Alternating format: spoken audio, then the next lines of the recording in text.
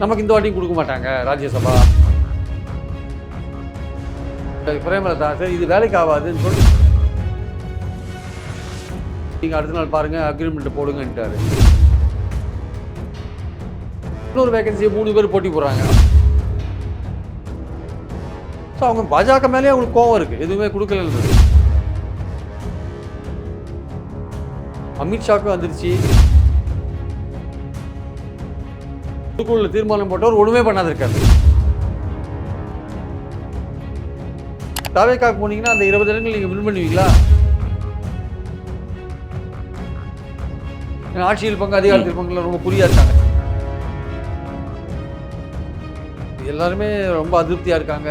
அப்படி இப்படிலாம் ஒரு பிரச்சனை நிறைய வரும். அதோட திமுக கூட்டணி அவுட்.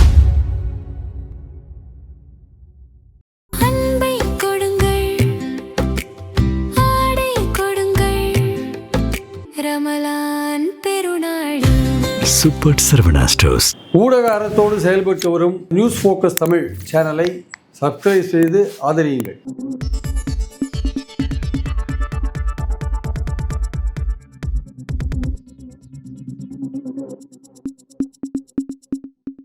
பிரியன் சார் வணக்கம். வணக்கம். களம் ரொம்ப பரபரப்பாக இயங்கிட்டு இருக்கு. தேர்தல் களம் ரொம்ப சூடு பிடிச்சிச்சுன்னு பார்க்குறோம். திமுக வந்து வேகம் எடுக்குது, அடுத்தடுத்த வளர்ச்சி நோக்கி நகருது. தேமுதிக உள்ள வருது. இன்றைய தினம் சட்டமன்றத்தில் ஓபிஎஸ் அவர்கள் சந்தித்து பேசியிருக்காரு. பூங்கொடுத்து பார்த்து பேசிட்டு வந்திருக்காரு. இன்னும் சில அப்படியே மாற்றமாக இருக்கு. நேற்று வரையும் பார்த்த விஷயங்கள் வந்து இன்னும் கொஞ்சம் திமுக ரொம்ப வேகம் எடுக்கிறத பார்க்க முடியுது. எப்படி பார்க்குறீங்க சார்? இல்லை, அதாவது அதிமுக பாஜக லாஸ்ட் ஏப்ரல்லையே கூட்டணி அமைச்ச பிறகு அது ரொம்ப ஒரு நட்டை வேகத்தில் போயிருந்தது நம்ம பார்த்தோம். நம்ம எடப்பாடி எம்எல்ஏ தொகுதிகளுக்கெல்லாம் விசிட் பண்ணார். அதோட இம்பேக்ட் ஒன்றும் பெரிய அளவில்லாம் இல்லை ஆக்சுவலாக. அப்புறம் இதை பார்த்து அமித்ஷா என்ன பண்ணார், என்னையா இப்படியே இருக்கீங்க நீங்கள், ஒன்றுமே காணும், டெவலப்மெண்ட்டே காணும். அவங்க ஒரு பக்கம் என்டிஏ ஆட்சின்னு சொல்கிறாங்க, இவர் ஒரு பக்கம் ஏடிஎம்கே ஆட்சின்னு சொல்கிறாரு. ஏடிஎம்கே தான் பெரிய கட்சி, நாங்கள் தான் கூட்டணி அமைப்போம், எங்கள் தலைமையில் தான் கூட்டணி, எல்லாமே நாங்கள் தான் டிசைட் பண்ணுவோம் அப்படின்லாம் சொல்லி பொதுக்குழுவில் தீர்மானம் போட்டவர் ஒன்றுமே பண்ணாத இருக்கார். அதிமுகவையும் பலப்படுத்த மாட்டேன்றாரு, கூட்டணியும் பலப்படுத்த மாட்டேன்றார் எடப்பாடி. அவர் என்ன நினைக்கிறாரு, தன்னுடைய டேபிளில் எல்லாமே சாப்பாடை கொண்டு வச்சா நல்லா சாப்பிட்லான்னு நினைக்கிறார். அவர் அந்த இடத்துல அவர் இருக்கார். அதனால் பார்த்தாங்க, அமித்ஷா பார்த்தாரு, இவர் ஒன்றுமே பண்ண மாட்டார் போல் இருக்குன்னு கையில் அவருக்கு விஷயத்தை கையில் அவர் எடுத்துட்டார். திருச்சிக்கு வந்தபோது பாமக அன்புமணியை கொண்டு போய் நீங்கள் அடுத்த நாள் பாருங்கள் அக்ரிமெண்ட்டை போடுங்கன்ட்டார். அப்புறம் தினகரன் டெல்லி கூப்பிட்டு பேசி நீங்கள் உடனே ஜாயின் பண்ணுங்கன்னு சொல்லி அவரை பியூஷ் கோயல் வரும்போது ஜாயின் பண்ண வச்சார். அது வச்சுட்டு தேமுதிகவை நீங்கள் பாருங்கள், உங்களுக்கு ராஜ்யசபா பிரச்சனை இருக்குது, போன வாட்டி நீங்கள் ஏமாற்றிட்டீங்க, இந்த வாட்டி அதை தீர்த்து வச்சுட்டு கூட்டணி கொண்டு வாங்கன்னா இவர் எடப்பாடி இழுன்னு ஜவு மாதிரி இழுக்கிறார். அவருக்கு என்னென்னா ஜிகே வாசன், அன்புமணி, தினகரன் 3 பேரும் ராஜ்யசபா கேட்குறாங்க. தினகரனுக்காவது பாஜக ஏதோ ப்ராமிஸ் பண்ணுறதுக்காக சொல்கிறாங்க. அன்புமணிக்கு இவர் தான் கொடுக்க வேண்டியதாக இருக்குது, ஜிகே வாசனுக்கு இவர் தான் கொடுக்க வேண்டியதாக இருக்குது. போன வாட்டி மோடியே ரெக்கமெண்ட் பண்ணார் ஜிகே வாசனுக்கு, ஏன்னா அதானிக்கு அவர் ஏதோ ஹெல்ப் பண்ணார் பதவியில் இருந்தபோதுன்றதுனால மோடியே ஹெல்ப் பண்ணார். இந்த வாட்டி என்ன பண்ணுறாரு, நோ நோ நோ நோ நீங்களே பார்த்துக்கோங்கன்னு சொல்லிட்டார் போல் இருக்கு. வாசன் போய் இவரை ப்ரெஷர் பண்ணுறார், யாரை, எடப்பாடியை ப்ரெஷர் பண்ணுறார். தேமுதிகவை நீங்கள் சேர்த்திங்கன்னா அவங்களுக்கு ஒரு ராஜ்யசபா போன வாட்டியை ஏமாற்றிட்டு கொடுக்கணும். அப்போ 3 பேர் இருக்காங்க. 2 வேகன்சியில் ஒரு வேகன்சி ஏடிஎம்கே ஆளுக்கு கொடுத்தாலும் கண்டிப்பாக தம்பித்துறையோ யாருக்கோ எக்ஸ்ஆர்ஒய்க்கு செம்மலிக்கோ யாருக்கோ கொடுத்தாலும், இல்லை சேலம் இளங்கோவனுக்கோ கொடுத்தாலும், அவரோட ரொம்ப வேண்டியவர் சேலம் இளங்கோ அவருக்கு கொடுக்கணும்னு நினைக்கிறார். இந்த வாட்டி கொடுத்தாலும் அதே சமயம் பார்த்தீங்கன்னா இன்னொரு வேகன்சியை 3 பேர் போட்டி போடுறாங்க. அப்போ அன்புமணிக்கு ப்ராமிஸ் பண்ணிட்டாங்க. அப்போ தேமுதிகவுக்கு என்னென்னா நமக்கு இந்த வாட்டியும் கொடுக்க மாட்டாங்க ராஜ்யசபா அப்படின்னு அது குழப்பம். அது இழுபறி மாதிரி ரப்பர் மாதிரி இழுத்துருந்தாரா பார்த்தாங்க. இவங்க பிரேமலதா சரி இது வேலைக்கு ஆகாதுன்னு சொல்லிட்டு அந்த நேரம் பார்த்து கரெக்டாக வேலு போய் பேசி கரெக்டாக வேலு சபரீசனும் போய் பார்த்து கரெக்டாக பேசி முடிச்சிட்டாங்க. ஓகே, ராஜ்யசபா 6லேருந்து 8க்குள்ளே சீட்டு, 10 கிடையாது, 6லேருந்து 8க்குள்ளே. சில பேர் 10ன்னு சொல்கிறாங்க. பட் 10 கொடுத்தா அது திமுக போட்டி போகிற இடங்கள் ரொம்ப குறையும், மற்றவங்களுக்குலாம் கொடுக்க வேண்டியிருக்கிறதுனால 6லேருந்து 8க்குள்ளே கொடுக்கலான்றது ஒரு ஐடியா. ஸோ அதை பேசி முடிச்சிட்டாங்க. அது திமுக யாருக்குமே தெரியாது, எப்படி இந்த 5000 ரூபாய் ரகசியமாக கொடுத்தாங்களோ அதே மாதிரி அதிரடியாக பண்ணி முடிச்சிட்டாங்க. ஏன்னா வெளியில தேமுதிகவை திமுக விமர்சனம் பண்ணாங்க. அவங்க 2 பக்கம் பேசுறாங்கன்னு சொல்லிலாம் திமுக விமர்சனம் பண்ணாங்க. அப்போ அப்படிலாம் பேசிட்டு திடீர்னு இப்படி ஒரு விஷயம் அப்படிங்கிறது உண்மையிலே எல்லாருக்கும். அதுவும் அந்த ஈஷா விழாவில் வேலுமணி கூடலாம் இந்த மாதிரி பேசிட்டாங்க, ஃபைனலைஸ் ஆகிடுச்சுலாம் செய்தியை கிளப்பினாங்க. கடைசியில் அதெல்லாம் ஒன்றுமே நடக்கலை அப்படின்றது நமக்கு இப்போ தெரியுது. ஆக்சுவலாக அதெல்லாம் பேசினாங்க. அவங்க ராஜ்யசபா குழப்பத்தில் இருந்தாங்க. எடப்பாடியால் ஒரு டிசிஷன் எடுக்க முடியல. ராஜ்யசபா அன்புமணிக்கு ப்ராமிஸ் பண்ணுறாரு, ஏன்னா அவருக்கு பாமக தயவு தேவையாக இருக்குது. எடப்பாடியில் சேலம் மாவட்டத்தில் வின் பண்ணுறதுக்கு பாமக தயவு தேவையாக இருக்குது, அவர் வின் பண்ணுறதுக்கு பாமக தயவு தேவையாக இருக்குது. அதனால் அன்புமணி கொடுக்குறதுல ஒரு ப்ரியாரிட்டி கொடுக்குறாரு, தேமுதிகவுக்கு ப்ரியாரிட்டி கொடுக்க மாட்டேங்கிறார். அந்த அம்மாவுக்கு ஏற்கனவே என்ன கோவம்னா 14லேயே உங்கள் பாஜக தலைமையில் கூட்டணி அமைச்சாங்க தேமுதிக. அப்போ என்னாச்சுன்னா சில ப்ராமிஸ்லாம் பண்ணாங்க, மோடியே ப்ராமிஸ் பண்ணார்.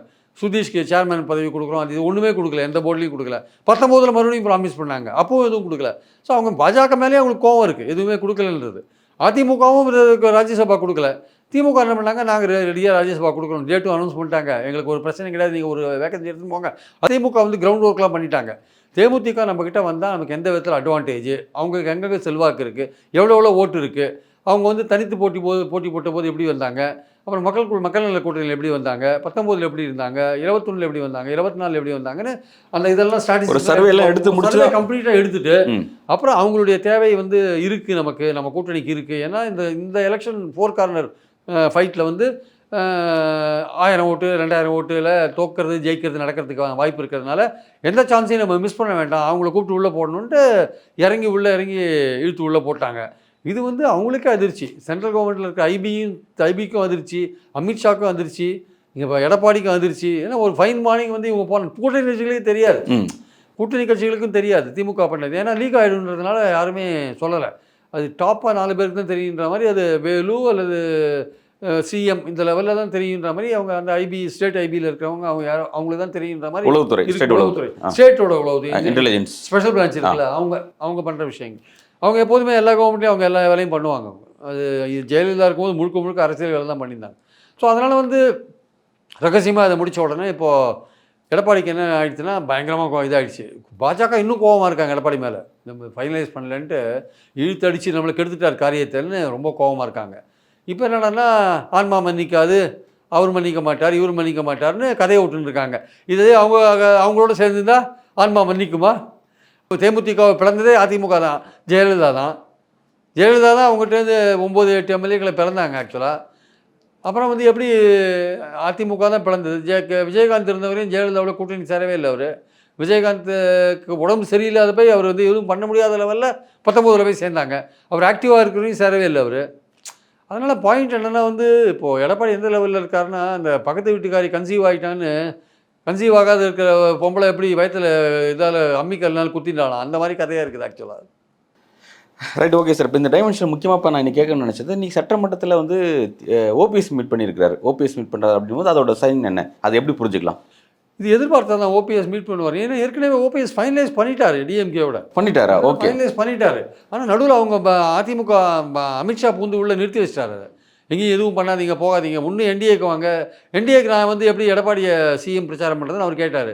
இல்லை நீங்கள் வாங்க என்டிஏ ஆட்சின்னு சொல்லுங்கள், நீங்கள் தினகரன் இப்போ என்டிஏ ஆட்சி தான் சொல்லியிருக்காரு, நீங்களும் வந்து என்டிஏ ஆட்சின்னு சொல்லுங்கள், நீங்கள் வந்து நாங்கள் போட்டி போகிற தொகுதியில் நீங்கள் பிரச்சாரம் பண்ணுங்கள், நீங்கள் அப்படி நீங்கள் அங்கே திமுக போகாதீங்க, ஏன்னா தினகரன் வந்ததுனாலே எங்களுக்கு முக்குளத்தோர் ஓட்டெல்லாம் வந்துன்னு சொல்ல முடியாது, நீங்களும் சசிகலாவும் வந்தால் தான் எங்களுக்கு அந்த ஓட்டு வரும், அதனால் நீங்கள் வந்து திமுகவுக்கு போகாதீங்க, இங்கேயே இருங்கன்னு ஒரு ஒரு ஒரு பிளாக்கை போட்டு வச்சாங்க அவருக்கு. பட் அவர் வந்து பார்த்தாரு, இப்போ நேற்று தேமுதிகவே வந்து போய் கூட்டணி அமைச்ச உடனே அவருக்கு ஒரு தைரியம் வந்துருச்சு. சரி இதுமாதிரி அமித்ஷா என்ன பண்ணுவார் பார்த்துக்கலாம், பாஜக என்ன பண்ணுன்னு பார்த்துக்கலாம்னு அவர் போய் இன்றைக்கி போய் பார்த்து சிஎம்மை பார்த்து பூங்கொத்து கொடுத்துட்டார். அவர் ஒரு பையனும் பூங்கொத்து கொடுத்துட்டு வந்துட்டாங்க. எப்படியும் அவருக்கு 2 சீட் கொடுப்பாங்கன்னு நினைக்கிறேன்.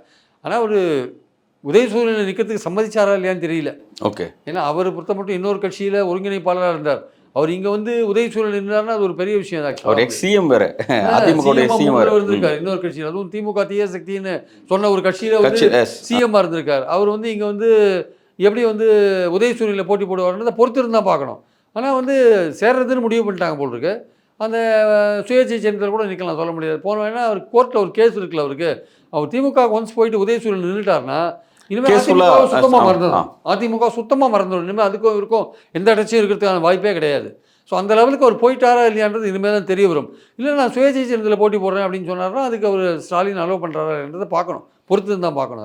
Right sir. இப்போ இதில் என்ன முக்கியமான விஷயம் என்னன்னா, இப்போ காங்கிரஸோட விஷயங்கள் என்ன, காங்கிரஸ் வந்து சீட்ஸ் 40 கேட்டாங்கன்னு சொல்லப்பட்ட விஷயமா இருக்கட்டும், அதே மாதிரி வந்து விசிகா, சிபிஎம், சிபிஐலாம் வந்து இரட்டை இலக்கத்தில் நம்பர் கேட்டதா விஷயம் இருக்கட்டும். இப்போ இதெல்லாம் ஒரு பக்கம் விஷயங்கள் பெண்டிங்கில் இருக்குது. இப்போ புதிய கட்சிகளோட வரவும் ஒரு பக்கம் நடந்துட்டு இருக்கு. அப்படின்னும் போது இது வந்து எப்படி டிஎம்கே இதை ஃபேஸ் பண்ணும், என்ன நெருக்கடிகள்லாம் இருக்குன்னு பார்க்கலாம். கண்டிப்பாக இது வந்து பெரிய நெருக்கடி தான், ஸ்டாலினுக்கு சவால் தான் இது. ஏன்னா அவங்க வந்து போன வாட்டி 188 இடங்கள் வந்து போட்டி போட்டாங்க உதயசூரியனில். இந்த வாட்டி வந்து குறைஞ்சது 170 இடங்களில் போட்டி போடணும்னு நினைக்கிறாங்க.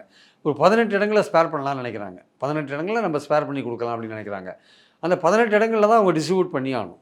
இப்போ அவங்க என்ன ஐடியாவில் வச்சுருக்காங்கன்னு எனக்கு கிடைச்ச தகவல், இது பொய்யா கூட இருக்கலாம், வந்து சரியாக கூட இருக்கலாம், இல்லை தவறாக கூட இருக்கலாம், சொல்ல முடியாது. ஸோ அவங்க சொன்னவங்க என்ன சொன்னாங்கன்னா, போன வாட்டி வந்து விடுதலை சிறுத்தைகள், சிபிஐ, சிபிஎம், மதிமுகவுக்கு 6 சீட் கொடுத்துருக்காங்க.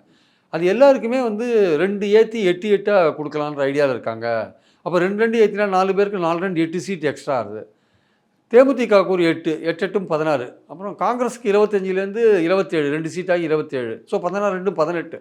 ஸோ 188ல் 18 போச்சுன்னா 170 தொகுதியில் திமுக போட்டி போடலாம் அப்படின்ற ஐடியாவில் அவங்க இருக்காங்களாம். ஓகே. மற்றவங்களுக்கெல்லாம் இந்த இந்தியன் யூனியன் முஸ்லீம் லீக் அது இதெல்லாம் இருக்குல்ல, அதுக்கெல்லாம் என்ன பழைய என்ன கொடுத்தோமோ, கொங்கு நாடு மக்கள் கட்சி எல்லாத்துக்கும் பழசு என்ன கொடுத்தோமோ அதே தான். அதுலேருந்து என்ன மாறுதல்? கமல் வேறு இருக்கார், மக்கள் நீதி மையம் வேறு இருக்கு. ஓபிஎஸ்ல வந்தாங்கன்னா கமல் எல்லாம் உதயசூரியனில் நிற்க வைக்கிறதுக்கு ட்ரை பண்ணுறாங்க. உதயசூரி அப்போ அதெல்லாம் 170 வந்துடும். 170 அதுக்குள்ள அப்படி கொண்டு வந்துடும். அப்படி கொண்டு வந்துறாங்க. ஓ சரி சரி. பட் இதனால் வந்து தங்களோட சொந்த கட்சியினுடைய கேண்டிடேட்ஸ் அது ஒரு சிக்கல் இருக்கலாம் சார்.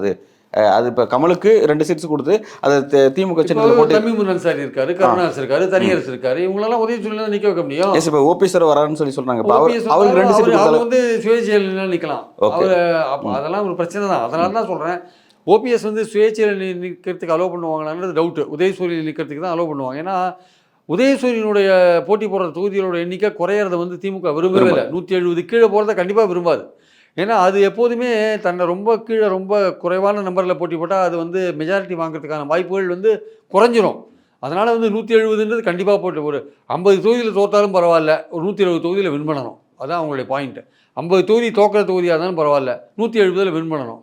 போன வாட்டி அவங்க திமுக மட்டுமே 173 தொகுதியில் போட்டி போட்டு 133 தொகுதியில் வின் பண்ணாங்க. திமுக மட்டுமே. மற்றவங்களாம் உதயசூரியன் நின்றாங்க. திமுகன்ற பேரில் நின்றவங்க 173 தொகுதியில் வின் பண்ணாங்க. போட்டாங்க 133 தொகுதியில் வின் பண்ணாங்க. 40 தொகுதியில் தோற்றாங்க ஆக்சுவலாக. இப்போ என்ன நினைக்கிறாங்க, 170 தொகுதியில் போட்டி போட்டு கூட்டணியோடு சேர்ந்து 170 தொகுதியில் போட்டி போட்டு உதயசூரியன் 50 தொகுதியில் தோற்றாலும் பரவாயில்ல, 120 தொகுதியில் வின் பண்ணணும்னு அந்த டார்கெட்டில் அவங்க போயிட்டு இருக்காங்க. அவங்க சொல்லலாம் 200க்கு 200 சொல்லலாம். பட் களம் ரொம்ப டஃப்பாக தான் இருக்குது. களம் இன்னும் டஃப்பாக தான் போகும். ஏன்னா அதிமுக ஒரு போட்டி இல்லை, தாவேக்கா ஒரு போட்டியாக வந்துருமோன்னு ஒரு சந்தேகம் இருக்குது ஆக்சுவலாக. அதுதான் பெரிய சிக்கல். அதுதான் சிக்கலாக இருக்குது. அது எவ்வளோ அவன் போட்டியாக வர்றது ஒரு பக்கம் இருக்க, ஸ்பாயில் பண்ணுறது எவ்வளோ பண்ணுவாங்க. அவர் திமுக எதிர்ப்பு வாக்கு தான் பிரிக்கும் போது அதிமுக தானே பிரச்சனை. அப்போ திமுக லைன் கிளியர்னு பலரும் சொல்கிறாங்களே, அப்படின்னு ஒரு கருத்து இருக்குது. திமுக எதிர்ப்பு வாக்குகள் தான் பிரியும், அதிமுகவுக்கு போகிற வாக்குகள் தான் வந்து போகுன்றதெல்லாம் கரெக்டு. ஆனால் அதே சமயம் திமுகவுக்கு போகிற வாக்குகள், பாஜக எதிர்ப்பு வாக்குகள் இருக்குல்ல, அதையும் அவர் பிரிப்பார். கிறிஸ்தவர்கள் ஒரு பகுதியை ஓட்டை அவர் பிரிப்பார். அதெல்லாம் கொஞ்சம் டேமேஜ் பண்ணுறதுக்கான வாய்ப்புகள் இருக்குது. தலித்துகள் ஓட்டை கொஞ்சம் பிரிப்பார். திமுகவுக்கு தலித்து போன 21 எலெக்ஷன்ஸில் திமுக வெற்றி பெறத்துக்கு முக்கியமான காரணம் தலித் ஓட்டு, மைனாரிட்டி ஓட்டு, உயர் ஜாதி ஓட்டு. இது 3 தான் மேஜர் இது ஃபேக்டர் வின் பண்ண கான்ட்ரிபியூஷன். ஆமாம், இன்றைக்கி வந்து அது வந்து தலித் ஓட்டில் வந்து ஒரு இது வந்திருக்கு, டென்ட் வந்திருக்கு. அது வந்து பிகாஸ் ஆஃப் விஜய். அது வந்து திமுகவுக்கு போகிறது பிரிஞ்சு போகிறதுக்கான வாய்ப்பு இருக்குது. அது எவ்வளோ பிரியுன்னு சொல்ல முடியாது. அதனால தான் திமுக வந்து இந்த மாதிரி ரூபா விஷயங்கள்லாம் ரொம்ப, இந்த பெனிஃபிஷரிஸ் விஷயங்களை ரொம்ப தீவிரமாக கான்சன்ட்ரேட் பண்ணி அவங்க ஓட்டு எடுக்கிறதுக்கான முயற்சியில் இறங்கியிருக்காங்க. இது வந்து திருமாவளவனுக்கும் தெரியும் அந்த டென்ட் வந்திருக்குன்றதை. விடுதலை சிறுத்தைகள் ஓட்டில் விடுதலை சிறுத்தைகள் ஓட்டுன்றதோட தலித் ஓட்டில் ஒரு டென்ட் வந்திருக்கு. அது வந்து திமுகவுக்கு பாதிக்கிறதுக்கான விஷயம். அதே மாதிரி இந்த கிறிஸ்துவ மைனாரிட்டி இருக்கான்ல, அது திமுகவுக்கு போகிற ஓட்டு, அதில் கொஞ்சம் போகிறதுக்கான வாய்ப்பு இருக்குது. அப்போது இதெல்லாம் சேர்ந்து எவ்வளோ பாதிக்கும்னு சொல்ல முடியாது. புரியுது. ஸோ அந்த பாயிண்டில் திமுகவுக்கும் ஒரு ஆபத்து இருக்குது. ஆனால் மேஜராக பிரிக்கிறது வந்து அதிமுகவுக்கு போகிற திமுக எதிர்ப்பு ஓட்டு தான் மேஜராக. ஏன்னா அதுதான் அவங்களுக்கு வந்து வெற்றியை கொடுக்குற ஒரு ஓட்டு. அதை தான் அவர் பிரிக்கிறார் பெரும்பாலும். அதனால் அதிமுகவையும் டேமேஜ் பண்ணுறாரு, திமுகவையும் டேமேஜ் பண்ணுறாரு. அதனால் திமுக எந்த சான்ஸையும் விட விரும்பலை. யாரும் சேர்க்கணுமோ சேர்த்து எல்லாரையும் அகாமடேட் பண்ணி, ஈவன் காங்கிரஸை கூட அகாமடேட் பண்ணி தான் கொண்டு போக விரும்புகிறேன். சார், எனக்கு இதில் டவுட் என்னன்னா வந்து இப்போ வர சேர்க்க 1+2+3+ நம்பர் சேர வெற்றி கிடைக்கும்னு சொல்லி திமுக ஒரு கணக்கு பண்ணுறாங்க. நான் என்ன கேட்குறேன்னா, அந்த அரித்மெட்டிக் ஒர்க் ஆகுமா? சப்போஸ் இப்போ இந்த கணக்குகள் இந்த மாதிரி வந்து பல பேரை சேர்க்கும்போது அதை மக்களை ரசிக்காமல் என்ன கலவை, இந்த கலவை பொருத்தமில்லாத விஷயமா இருக்குது அப்படின்னு சொல்லி மக்கள் அதை வேறு மாதிரி பார்க்குறதும் கடந்த காலத்தில் நடந்திருக்கு. இப்போ அது எப்படி ஸ்டாலின் அதை எப்படி அசஸ் பண்ணுறாரு சார்? இல்லை, இதில் வந்து உங்களுக்கு வந்து கமலோ அல்லது வந்து தேமுதிகவோ சேர்ந்தது ஒன்றும் பெரிய. தேமுதிக கிட்டத்தட்ட வந்து ஒரு திராவிட இயக்கம் மாதிரி தான் அவங்க இருக்காங்க. அவங்க கிட்டத்தட்ட அதுவும் ஒரு திராவிட இயக்கத்தோட ஒரு கூறு மாதிரி தான் இருக்குது. பேரில் தான் இருக்குது திராவிட இயக்கம், பட் வந்து அவங்க கொள்கை இல்லாத இருக்காங்க. அதனால வந்து நிறைய பேர் சேர அந்த அணிக்கு பலம் தான் அதிகமாகும். இப்போ ஒரு ஊரில் 10 பேர் இருந்தாலும் ஒத்தனாவது டிஎம்டிகே இருப்பான்ல, ஒத்தனாவது கமல் ரசிகன் இருப்பான்ல, அது மாதிரி தான் அவங்க பார்க்குறாங்க. அது வந்து ஒரு பெனிஃபிட்டாக இருக்கும். ஏன்னா இந்த எலெக்ஷன்ஸ் வந்து ஒவ்வொரு ஓட்டும் இம்பார்ட்டன்ட் ஓட்டாக இருக்குது. அதனால் ஸ்டாலின் வந்து எந்த ஆப்பர்ச்சுனிட்டியும் எவ்வளோ விரும்பல. காங்கிரஸ் போனாலும் கவலையில் இருந்தால் கூட காங்கிரஸ் இருக்கணும்னு தான் நினைக்கிறாரு ஸ்டாலின். நினைக்கிறேன்னா காங்கிரஸ் இருக்கணும், பட் எங்களால் சீட் அதிகமாக கொடுக்க முடியல. நீங்கள் 27 இடங்களில் போட்டி போட்டால் கூட 20 இடங்களில் நீங்கள் வின் பண்ணுறதுக்கான வாய்ப்பு இருக்குது. இதுவே நீங்கள் தாவேக்காக்கு போனீங்கன்னா அந்த 20 இடங்கள் நீங்கள் வின் பண்ணுவீங்களா? அதுக்கான வாய்ப்புகள் இருக்கா? கண்டிப்பாக கிடையாது. ஆக்சுவலாக அது எவ்வளோ ஓட்டு ஒரு வாங்குவாருன்னு தெரியாது. இப்போ கார்த்திக் சிதம்பரம் சொல்கிற மாதிரி தான் விஜய்க்கு வாக்கு இருக்குது, வாக்கு சதவீதம் கூட நிறையா வரும். ஆனால் அது சீட்டாக கன்வெர்ட் ஆகுமான்னு தெரியாது. அதுதான் இன்றைக்கி இருக்கிற நிலைமை. அவர் ப்ரூவ் பண்ணால் தான் நம்ம அதுக்கப்புறம் ஒத்துக்க வேண்டியிருக்கும். அதுவரையும் நம்ம அதை வந்து ஒரு யூகத்தில் தான் பேச வேண்டியிருக்கு ஆக்சுவலாக. அப்போ நீங்கள் ஒரு கேம்பிளிங் மாதிரி தான் அதை கையாள வேண்டியிருக்கு. சூதாட்டம் மாதிரி தான். அங்கே போனால் இந்த 18 சீட்டை தக்க வைக்க முடியுமா, இல்லை 20 சீட்டை வருமா அப்படின்னு பார்க்க வேண்டியிருக்கு.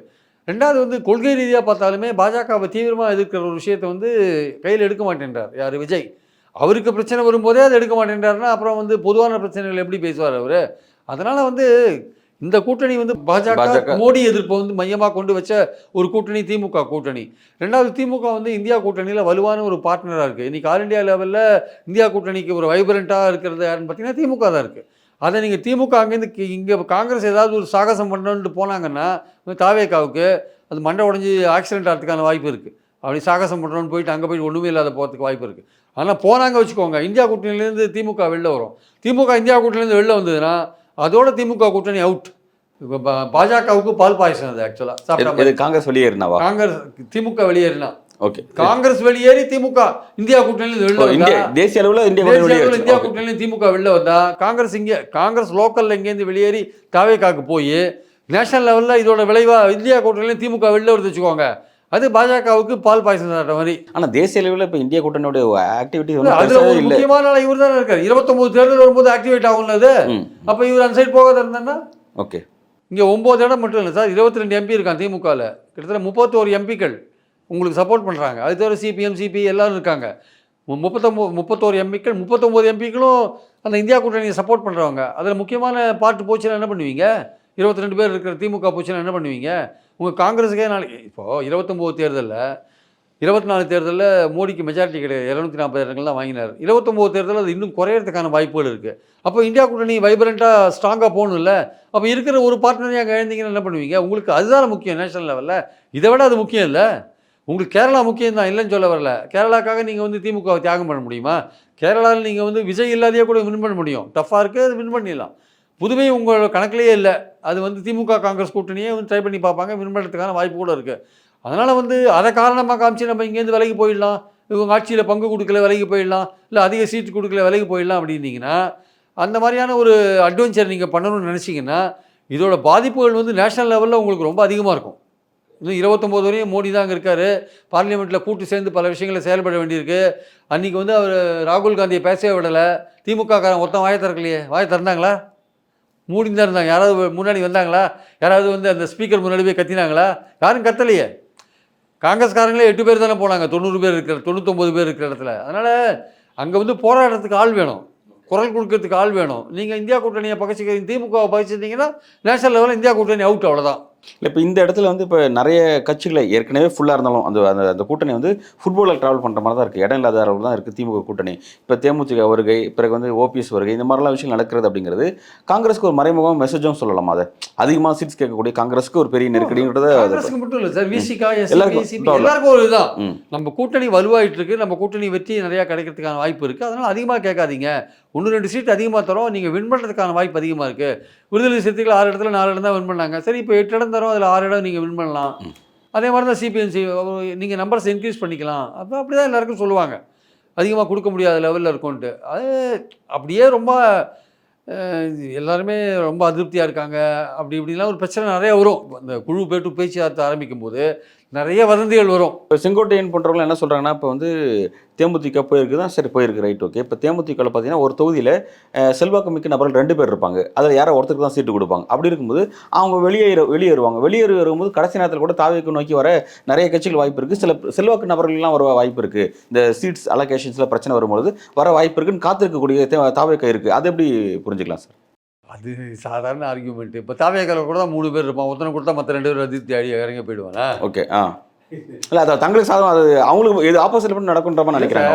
அது உங்கள் கட்சியில் நடக்காதா? அவங்களுக்கு தான் நடக்குமா? உங்களுக்கு அதிமுகவில் கூட ஒருத்தர் ட்ரை பண்ணுவான், இன்னொருத்தருக்கு கிடைக்காது, அவன் உடனே தேர்தல் சமயத்தில் இன்னொரு கட்சிக்கு அது நடக்கும். பல்வேறு மாநிலங்களில் தேர்தலும் போது இது நடக்க தான் செய்யுது. அவனுக்கு சீட் கிடைக்கலன்னு அவன் சுயேட்சையாக போட்டி போடுவான், இல்லை வேற ஒரு கட்சிக்கு போவான்றது நடக்க தான் நடக்குது. அங்கே போய் சீட்டை வாங்குவான், வின் பண்ணுவான், அதெல்லாம் நடக்குது.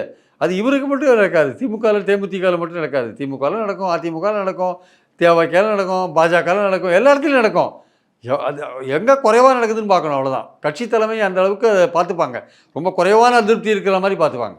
ரொம்ப அதிகமான அதிருப்தி இல்லாமல் குறைவான, ஓரளவுக்கு எல்லாரையும் கன்வின்ஸ் பண்ணுற முயற்சியில் இறங்குவாங்க. ஆக்சுவலாக இப்போ தேமுதிகலாம் வந்து இப்போது ஆட்சியில் பங்கு இல்லைன்னா கூட வரப்போகிற காலத்தில் வந்து திமுக வந்து போர்டு சேர்மன்ஸ்லாம் கொடுக்குற மாதிரி ப்ராமிஸ் பண்ணுறாங்க. ஓகே. போர்டு இருக்குல்ல, நிறைய குடிசை மாற்று வாரியம், அந்த வாரியம், சமூக நல வாரியம், ஏகப்பட்ட வாரியம் இருக்கே தமிழ்நாட்டில். மாற்றுத் தொழிலாளர்கள் நல வாரியம், அது இது நிறையா இருக்குது. ஒரு 50-60 இருக்கும்.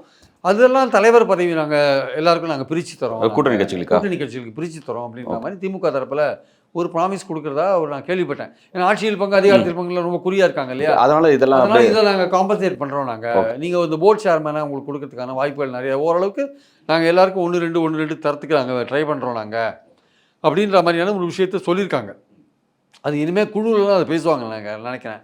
ஸோ அதனால் கூட்டணி கட்சிகளுக்கு ஒரு ஜாக்பாட் இருக்குது. ஓகே, புரியுது சார். இந்த மாதிரி கூட்டணி கட்சியில் பெரிய ஜாக்பாட் இருக்குது. அதே மாதிரி திமுகவும் பார்த்தீங்கன்னா, திமுக திரும்ப ஆட்சிக்கு வருவதற்கு எடுக்கக்கூடிய இந்த முடிவின் காரணமாக நிறைய இழக்கவும் போகிறாங்க. பல பகுதியில் இருக்கிற நிர்வாகிகள் சில இழப்புகள் சந்திச்சு ஆகணும் அப்படின்ற அந்த ஒரு யதார்த்தத்தையும் புரிஞ்சுக்க வேண்டியதாக இருக்குது. உண்மையிலே வந்து இந்த காலம் கொஞ்சம் இன்ட்ரெஸ்டிங்காக தான் போகுது. இன்னும் வரும் நாட்களில் வேறு யாரெல்லாம் வரப்போகிறாங்க, எப்படி அந்த விஷயங்கள்லாம் பேசி முடிக்கப்படுது அப்படிங்கிறதெல்லாம் வந்து வரும் நாட்களில் பொறுத்திருந்து பார்க்கலாம் சார். உங்கள் வருகைக்கும் கருத்துக்கு நன்றி. தேங்க்யூ.